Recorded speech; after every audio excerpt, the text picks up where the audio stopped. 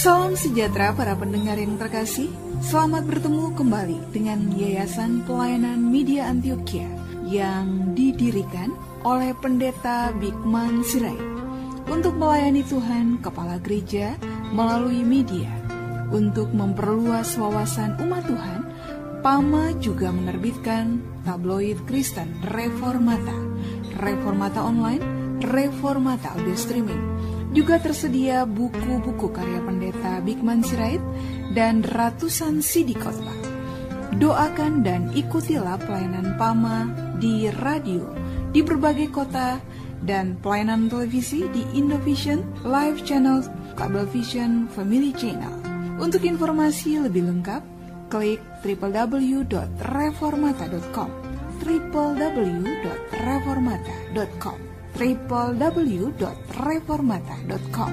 Kini tibalah saatnya kita akan menikmati kebenaran firman Tuhan bersama Pendeta Bigman Sirait. Selamat mendengarkan, Tuhan memberkati. Saudaraku yang kekasih, kita membicarakan pengakuan iman rasuli. Apa sih yang dimaksud dengan pengakuan iman?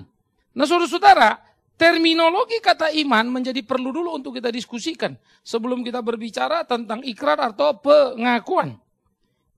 Dalam bahasa Alkitab yang dipakai di Ibrani, emunah atau kesetiaan, batah atau percaya. Sementara Yunani memakai dua kata, pistis ataupun piesteo sebagai bentuk kata kerjanya, yaitu percaya, ketaatan ataupun kesetiaan. Dipakai secara bergantian pada ruang di mana dia ada. Sehingga iman bukan saja soal percaya tapi soal kesetiaan. Dan kesetiaan tidak sama dengan saudara adalah orang yang setia karena datang tiap minggu ke gereja. No. Saudara termasuk orang tidak setia tiap minggu datang ke gereja tetapi kualitas iman saudara naik turun. Itu tidak setia. Ya, jadi setia bukan saja menyangkut kesetiaan kuantitatif tapi kesetiaan kualitatif. Nah, itu sebab kita harus berhati-hati sekali di dalam mengerti pengertian itu. Nah, kata iman kalau diurut dan diperhatikan secara penuh, dia mengandung pemaknaan ya, bagaimana percaya di dalam dirinya dan menjadi satu pengakuannya yang berbeda dengan pertimbangan pengetahuan yang bersandar pada penelitian pribadi atau melampaui rasio. Jadi nada pemakaian kata itu selalu ke arah sana. Sehingga memberikan nilai yang menjadi sangat tinggi. Saya percaya dan itu yang saya katakan atau saya akui menjadi sikap saya di dalam saya mengiring Tuhan itu.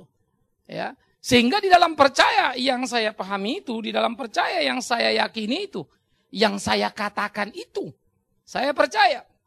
Tetapi percayaku tidak sekadar berdasarkan pertimbangan rasioku sehingga aku memilih dan membuat keputusan untuk percaya. No, tapi percaya itu melebihi, melampaui rasio. Nah, nanti kita akan melihat logika-logika seperti ini menjadi sangat menarik sekali. Ya, dan ini juga yang disebut iman itu adalah penyerahan, berserah tanpa curiga dan bergantung sepenuhnya kepada yang dipercaya. Nah, itu sebab dalam Alkitab istilah berserah menjadi sangat penting. Kalau kita bilang aku berserah bukan karena tidak berdaya. Aku tahu dan aku tidak ragu dan kuberikan hidupku. Itu berserah. Sehingga berserah adalah bentuk aktif, bukan bentuk pasif. Ya. Nah, karena itu iman menjadi sangat dinamis sebetulnya. Kalau kita melihat terminologi yang ada di dalam pemahamannya. Iman itu begitu amat sangat luar biasanya. Iman itu begitu amat sangat bernilai tingginya. Jadi pemakaian di PL, pemakaian di PB menunjukkan secara bergantian.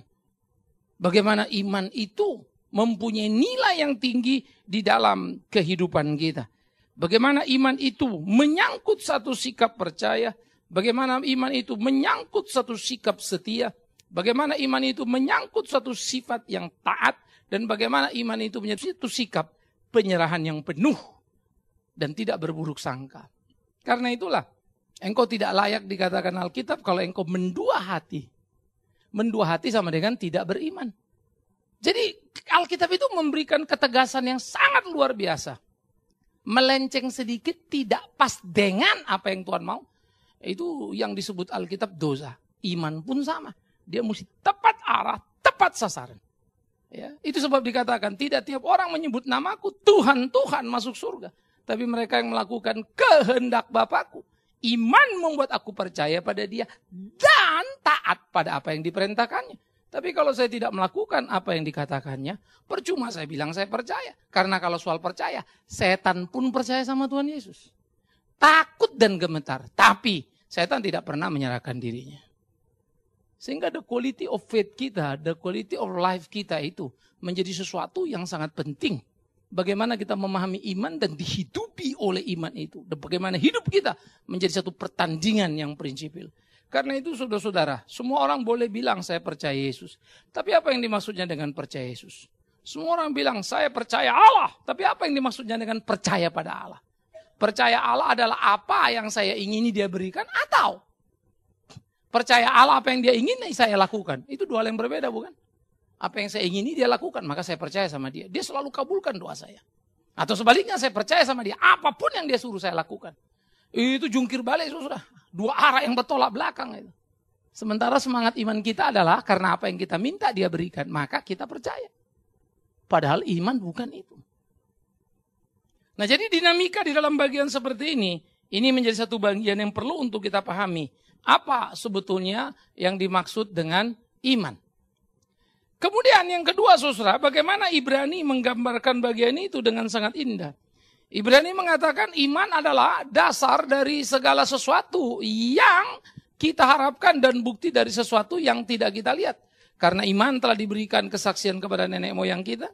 Karena iman kita mengerti bahwa alam semesta telah dijadikan oleh firman Allah. Dan karena iman, apa yang kita lihat itu telah terjadi dari apa yang tidak kita lihat. Nah ini tadi yang kita bilang beyond ratio. Bagaimana saya tahu ini betul, padahal sebelumnya saya tidak lihat. Bagaimana saya tahu alam diciptakan Tuhan, tapi saya tidak melihat, saya melihat sesudah jadi. Yang jadi ini ternyata betul, tapi dari yang tidak saya lihat. Manusia diciptakan hari ke-6. 1, 2, 3, 4, 5, siapa yang tahu itu? Bagaimana engkau bisa tahu bahwa hari 1 ke-2, begitu ke-3, begitu ke-4, dan ke-5 begitu? How you know? Logika tidak bisa. Karena sebelum ada akal untuk menangkap, objek yang ditangkap dan dipertimbangkan, maka itu akan dianggap keputusan yang tidak sah. Asbut sekali keputusan seperti itu. Tapi Alkitab justru mengajarkan kita percaya pada sesuatu yang ada dari yang tidak ada, celakanya yang tidak kita lihat. Imanlah membuat kita tahu semuanya. Nah bagaimana nanti kita melihat ini menjadi sangat menarik saudara. Nah oleh karena itu, iman itu menjadi sesuatu yang kemudian kita akan lihat. Apakah iman itu gelap mata? Ataukah iman itu menjadi sesuatu yang dipaksakan? Pokoknya kamu percaya, pokoknya kamu yakin. Jadi sugesti. Banyak orang Kristen membuat iman juga sugesti.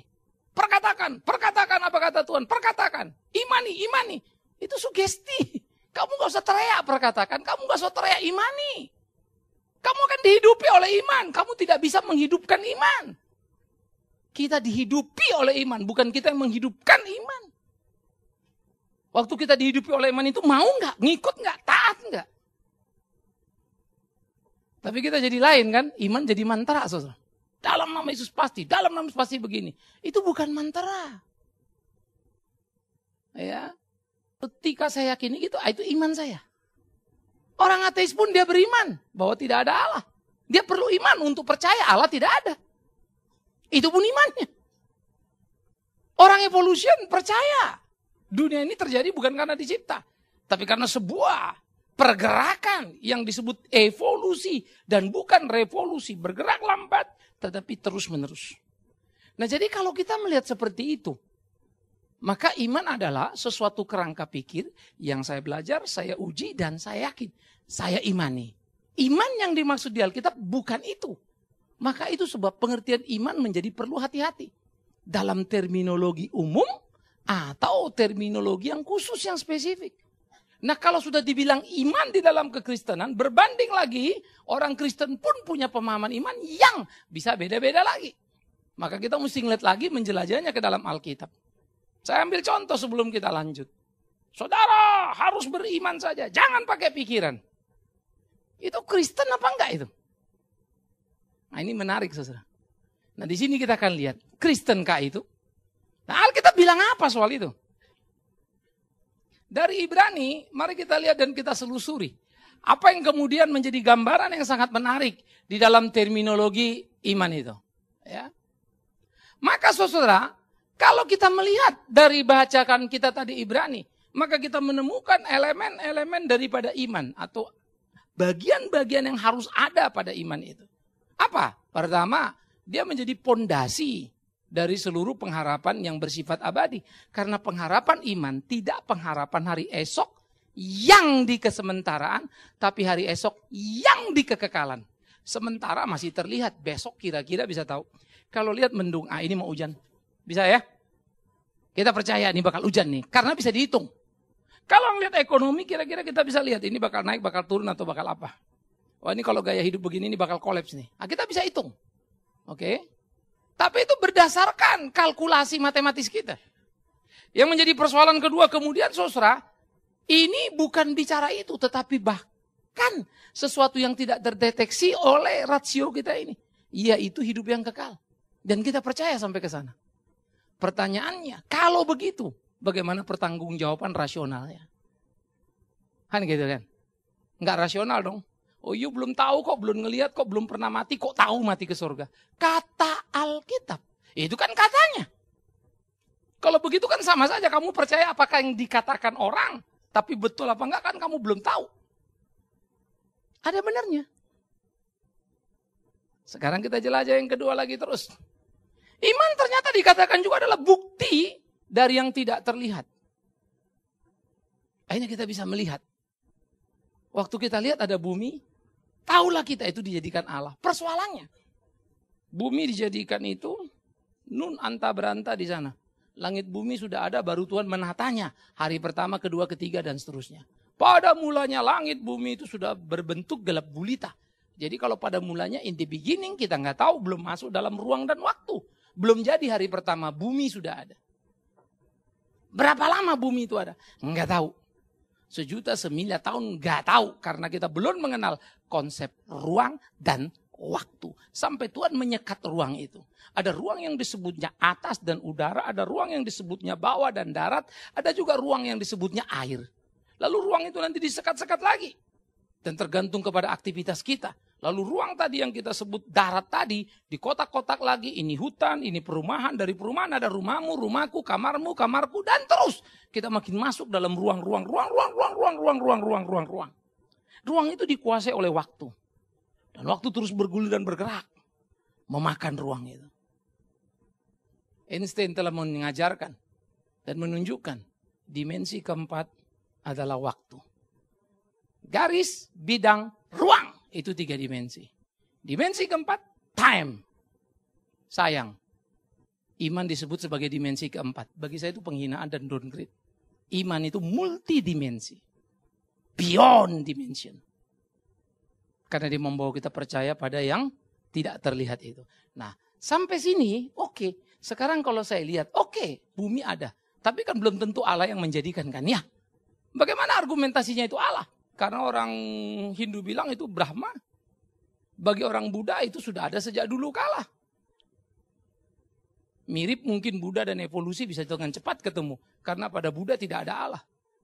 Konsep itu tidak dikenal. Agama Samawi yang bilang itu Allah yang menciptakan. Samawi itu Yahudi, Kristen, Islam. Lain tidak.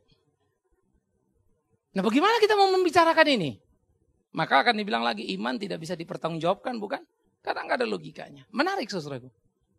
Alkitab juga mengatakan kepada kita, karena iman kita mengerti. Kalimat ini saya suka. Karena iman kita mengerti, itu bicara tentang intelektual. Logika yang supranatural. Ternyata ada satu logika yang supranatural mensuplai informasi kepada logika natural kita. Sehingga rasio kita menerima informasi, pengertian logika intelektual. Jadi bukan gelap mata. Kamu sudah diciptakan ya menjadi ciptaan yang baru dengan pikiran yang baru. Waduh luar biasa ya. Roh yang baru. Maka kita jadi ciptaan baru itu dengan pikiran yang baru. Pikiran yang tidak lagi menjadi self-oriented. Rasio yang tidak terhenti pada informasi-informasi di sekitarnya. Tetapi kita menjadi ciptaan baru dengan pikiran baru yang connect dengan sumber supranaturalnya. Nah oleh karena itu, iman Kristen menjadi iman yang sangat rasional. Iman Kristen menjadi iman yang sangat bisa dipertanggungjawabkan. Intelektual yang kuat. Saya beberapa kali pernah cerita sama saudara, ada orang keberatan dengan kalimat saya. Bahwa iman sangat rasional. Iman itu sangat masuk akal. Saya tidak percaya iman tidak masuk akal.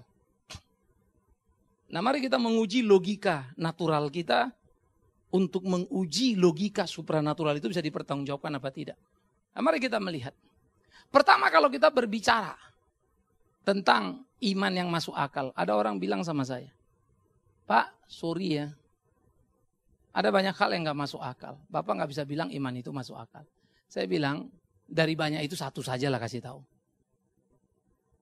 Ada orang sakit. Dibawa ke dokter. Indonesia menyerah, dibawa Singapura menyerah.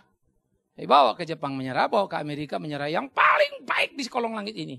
So bilang sorry, udah gak bisa ditolong. Paling 1-2 bulan lagi, ya meninggal. Kalian tinggal persiapkanlah apa yang perlu diperlakukan dan seterusnya. Lalu orang ini akhirnya dibawa pulang karena gak ada lagi rumah sakit yang mau ngerawat dan tidak mau menerimanya. Karena no hope tadi. Hopeless ya. Kemudian mereka dilayani dan didoakan. Sebulan lewat, 2 bulan lewat, 3 bulan lewat, 6 bulan lewat dan tidak mati. Umurnya panjang. Lalu sakitnya nggak ada.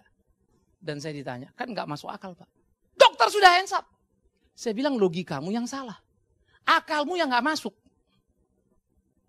Jangan bilang nggak masuk akal. Karena logikamu ngawur. Kok ngawur di mana? Kalau dokter tidak mampu, tidak bisa, Tuhan bisa, itu yang masuk akal. Yang gak masuk akal itu adalah dokter nyerah, lalu Tuhan tolonglah. Lalu Tuhan bilang, dokter aja udah nyerah, aku lagi kau suruh. Udah mana bisa? Ya itu gak masuk akal. Kalau Allah bisa, masuk akal lah tuh. Bagaimana logikanya? Karena Allah kita pahami. Lebih besar dari kita, lebih hebat dari kita, lebih luar biasa dari kita. Oke? Sekarang muncul problem kedua. Oke, kalau Allah seperti itu. How you know? Itu Allah. Mari kita berdebat tentang Allah. Kita ambil teori paling gampang evolusi. Big Bang. Ledakan besar terjadi. Sehingga dari ketidakteraturan menjadi teratur. Alkitab lain. Dari keteraturan jadi tidak teratur. Alkitab kontra evolusi.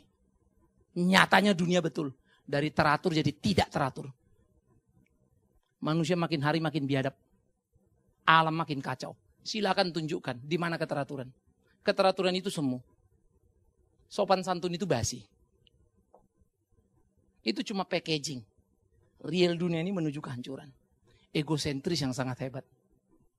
Nah oleh karena itu kalau kita ngelihat di dalam bagian seperti ini, evolusi bilang beledak. Oke, mari kita bicara rasio natural, sebab akibat. Kalau sesuatu ada pasti ada yang bikin dong ya. Oke. Pertanyaan penyebab terhadap evolusi. Siapa yang bikin alam semesta? Evolusi. Oke. Apa itu evolusi? Ada ledakan. Oke. Siapa yang bikin ledakan? Ya pokoknya ada begitu saja. Meledak. Sesuatu ada meledak tapi kamu tidak tahu ledakan itu ada dari mana. Itu sudah tidak memenuhi prasyarat logika natural. Maka evolusi itu pun imannya kuat untuk percaya evolusi begitu. Buat sekali iman mereka itu.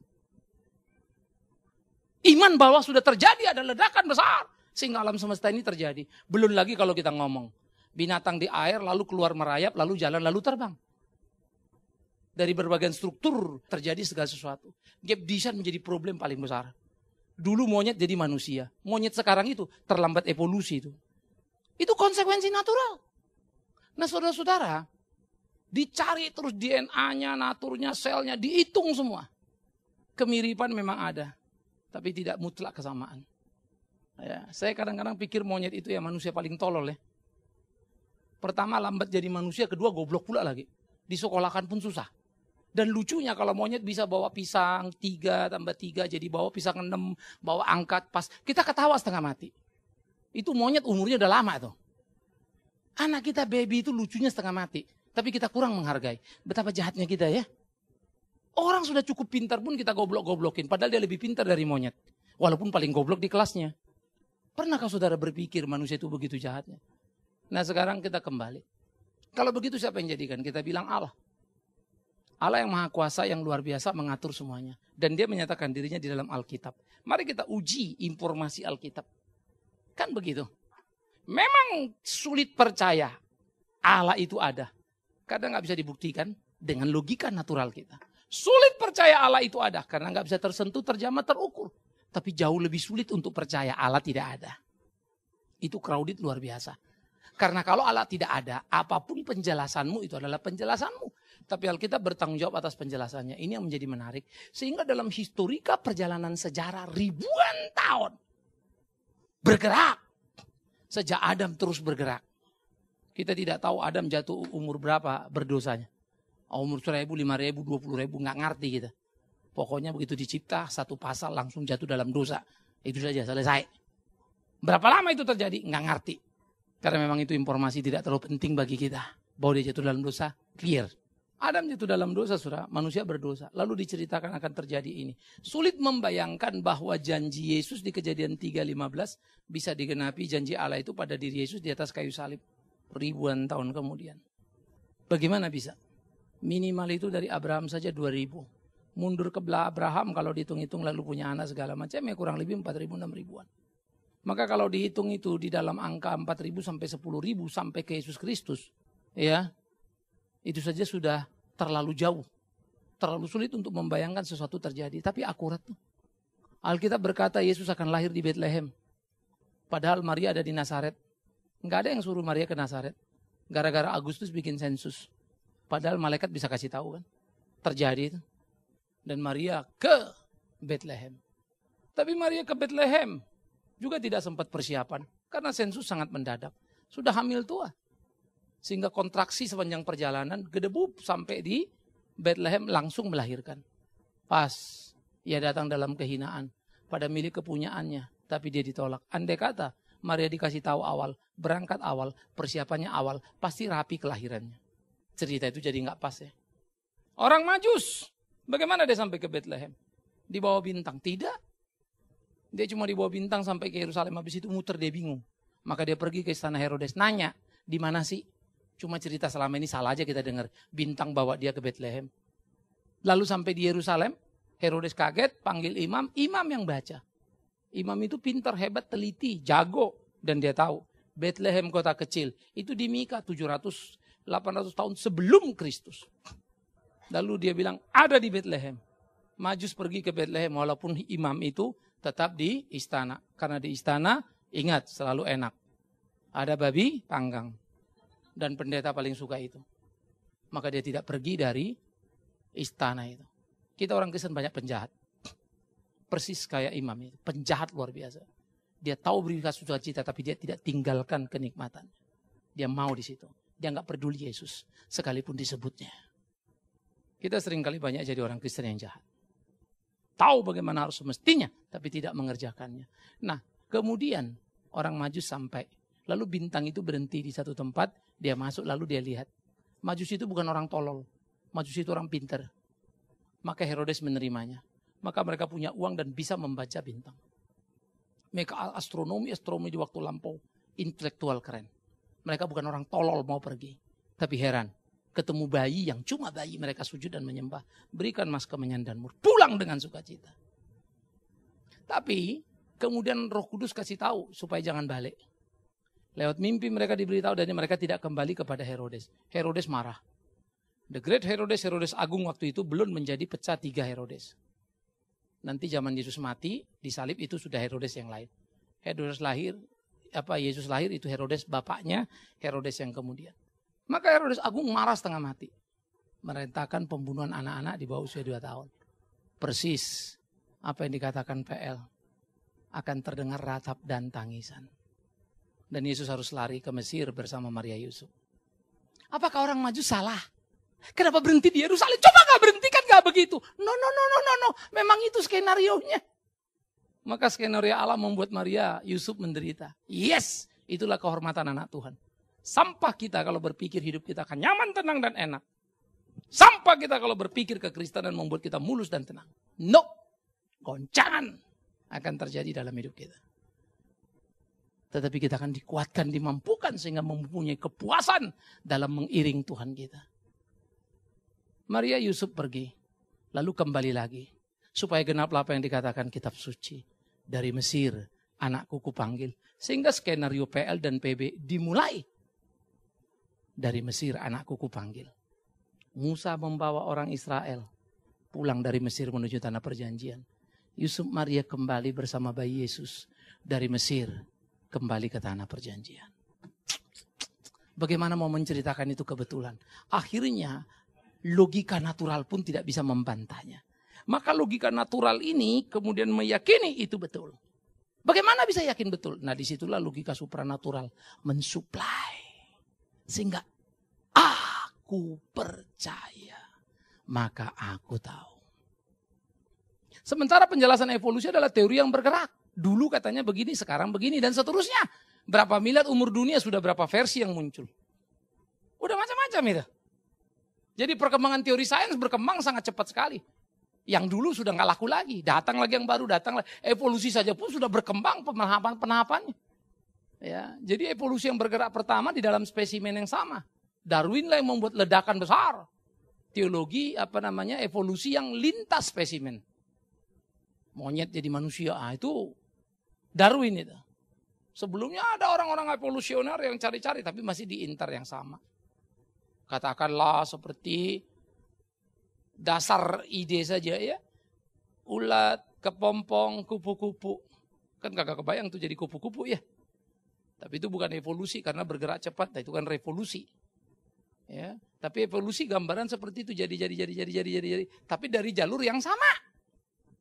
Darwin bilang enggak bisa beda. Oh, spesimen. Monyet jadi manusia.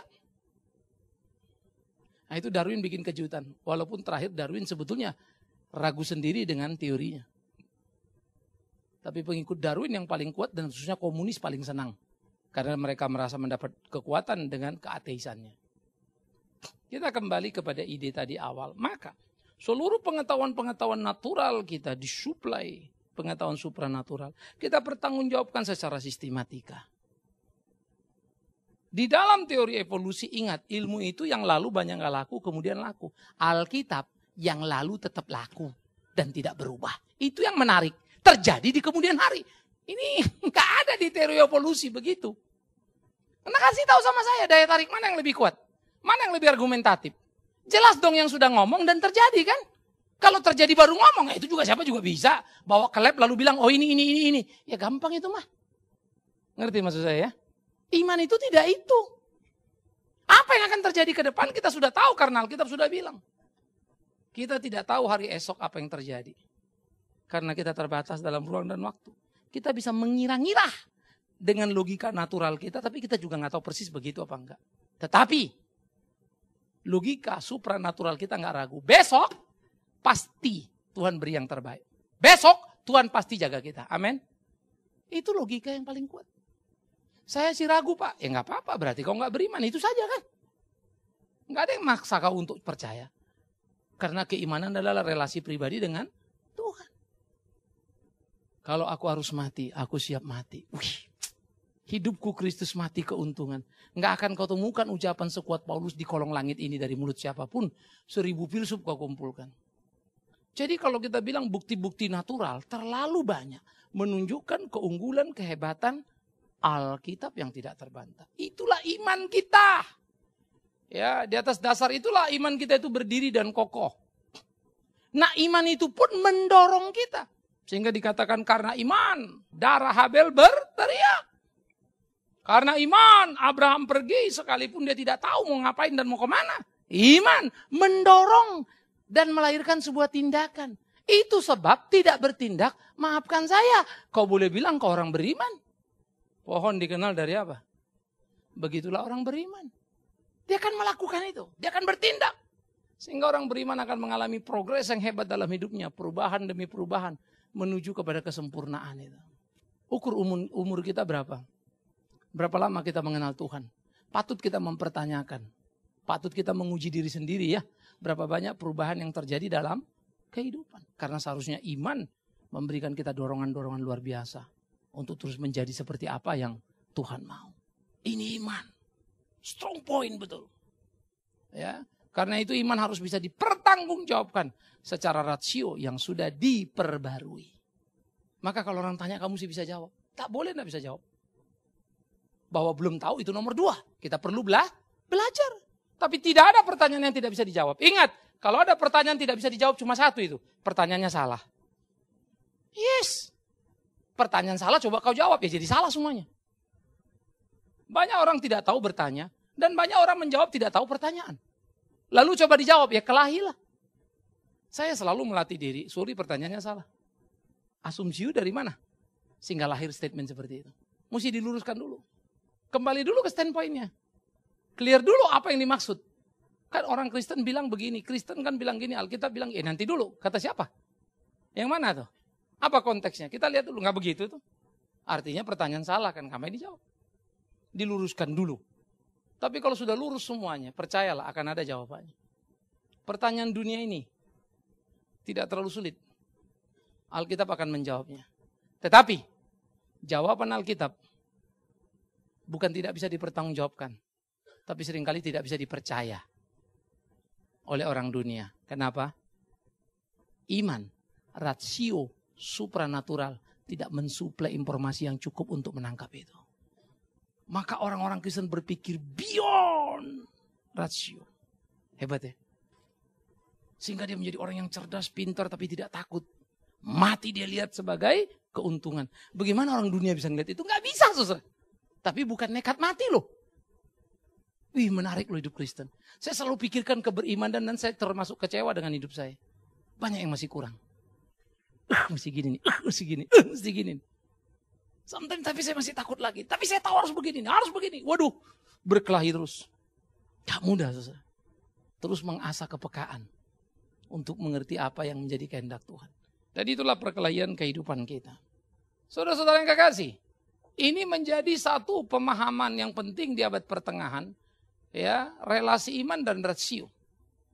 Karena percaya iman, maka kita tahu rasio.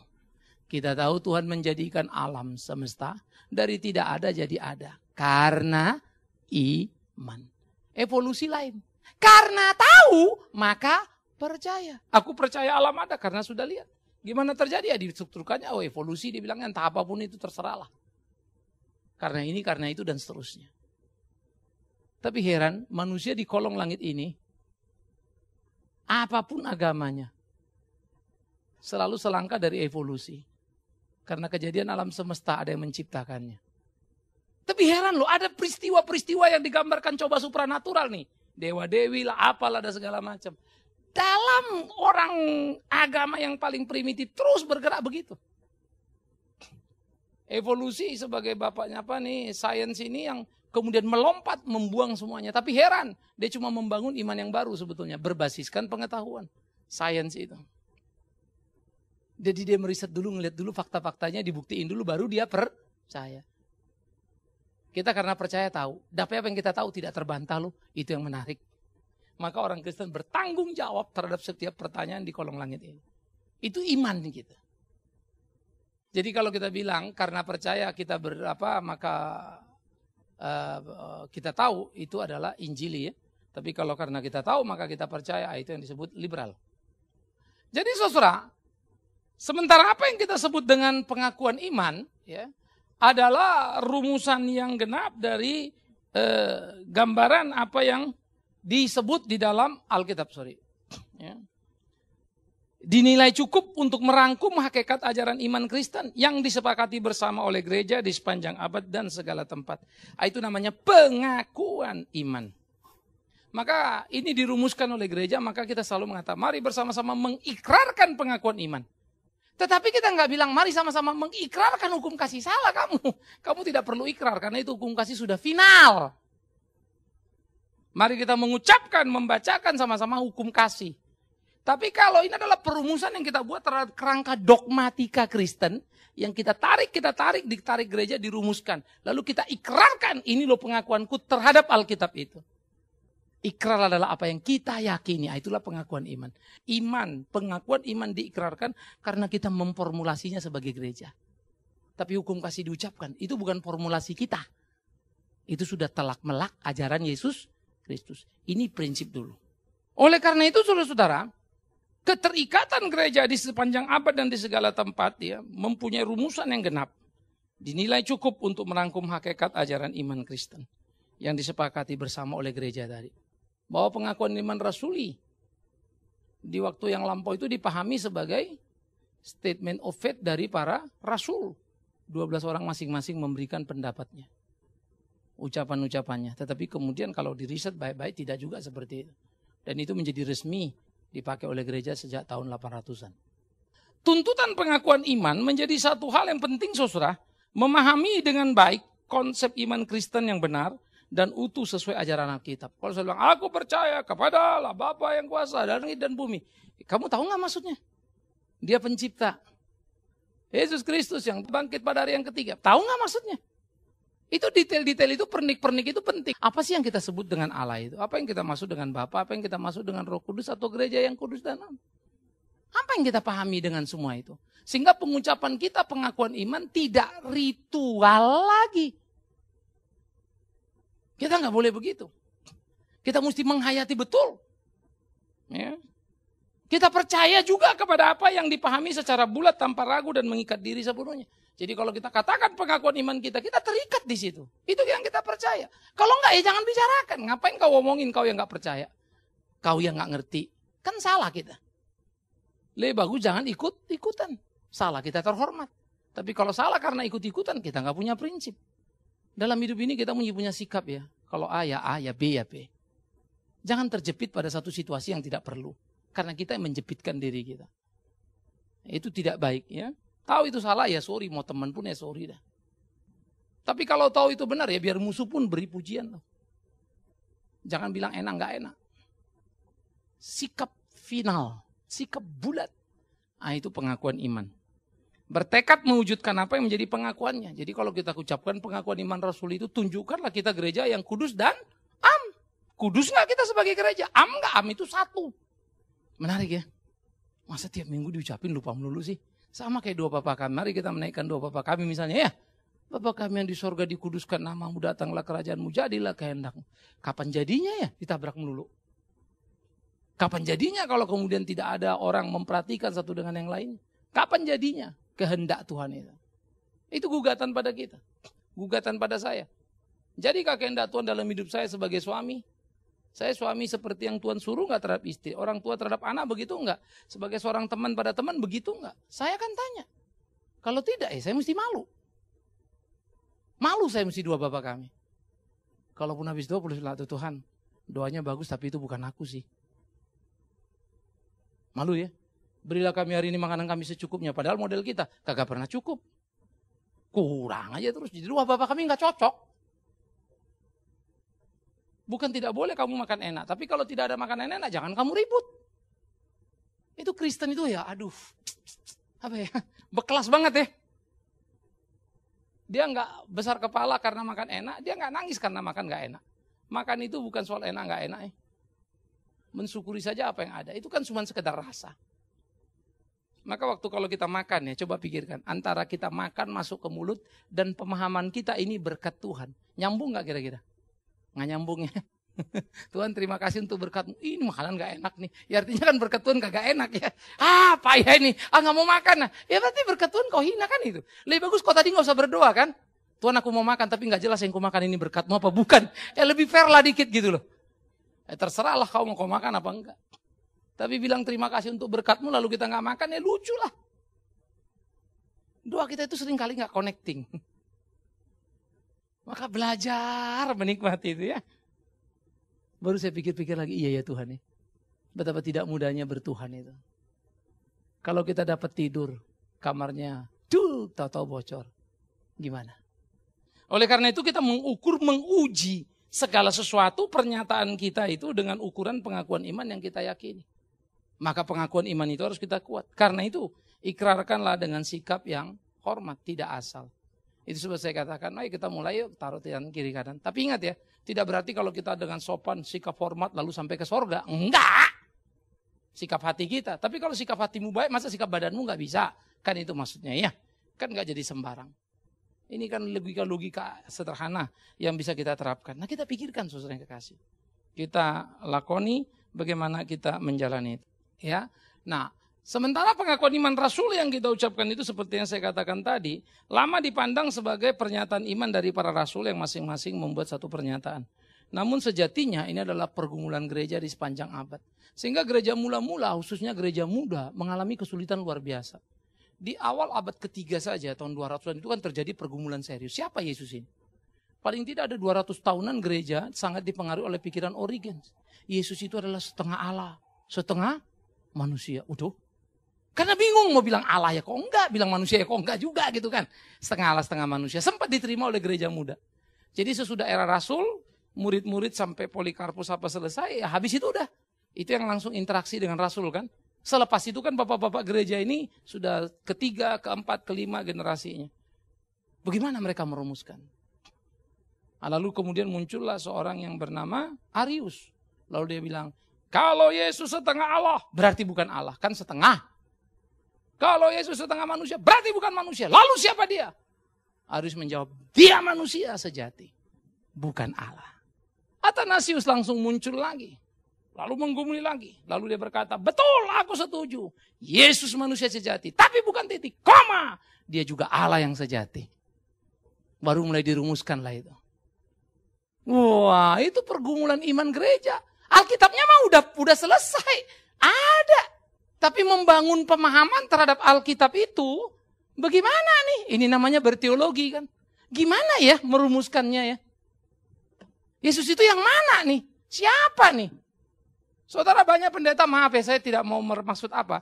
Coba kalian tanya nanti soal Yesus tentang manusianya, Allahnya. Apa yang dimaksud? Banyak yang salah, pokoknya kan bisa kacau balau.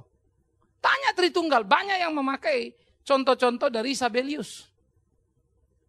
Ya, Allah itu satu, tiga penampakan. Di rumah dia kepala rumah tangga, ke rumah naik mobil dia jadi sopir, sampai kantor dia direktur. Tapi satu orang, itu Sabelius yang sudah dianggap sesat.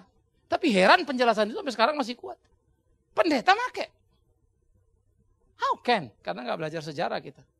Nah, itu yang saya bilang tadi. Pergumulan beginilah gereja panjangnya setengah mati. Pergumul terus. Pergumulan Allah Tritunggal pun sempat. Ada yang seperti Sabelius, ada yang strata. Allah Bapa lebih tinggi dari Allah Anak lebih tinggi dari Allah Kudus. Waduh, bertingkat.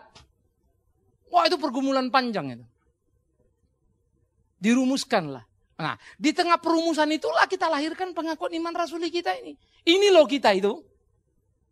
Ya. Terus mengalami perjalanan dan tahun 800 kemudian masuk secara resmi di dalam gereja.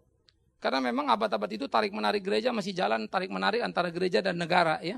Masih ada tarik-menarik, jadi kerajaan itu mulanya menguasai gereja masih. Tapi abad keempat, 5, 6 mulai gereja menguat dan gereja menguasai negara. Tapi ternyata waktu gereja menguasai negara sama jeleknya loh. Jadi jangan kalian berdoa supaya orang Kristen jadi presiden ya. Doakanlah orang benar dan kiranya dia Kristen, baru jadi presiden. Enggak ada hebatnya orang Kristen jadi presiden. Banyak koruptor juga.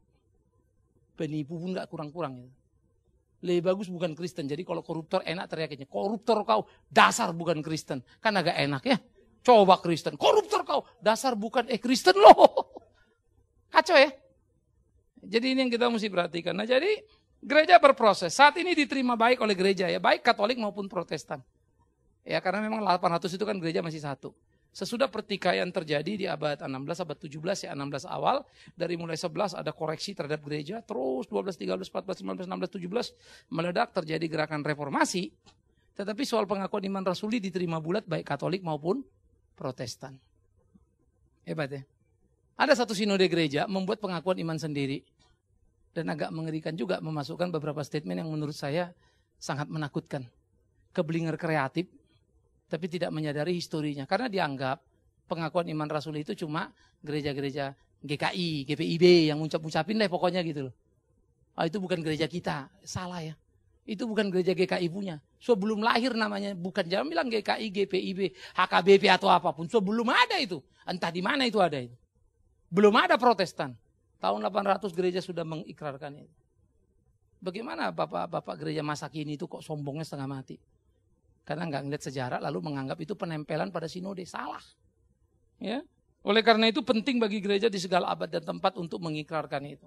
Ya, maka kita mengikrarkan pengakuan iman rasuli bersama gereja segala abad dan tempat. Maksudnya apa?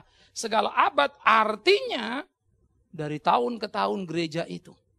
Zaman dulu rasul, terus bapak gereja sampai kepada kita sekarang. Itu segala abad. Mereka itu gereja. Bahwa mereka sudah mati? Yes. Tapi mereka gereja.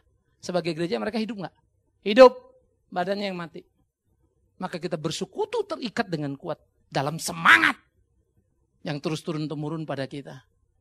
Segala tempat, yes. Dimanapun gereja. Adalah gereja Tuhan. Maka gereja harusnya rendah hati untuk menyadari itu. Nah, pengakuan iman rasul itulah kita ikrarkan.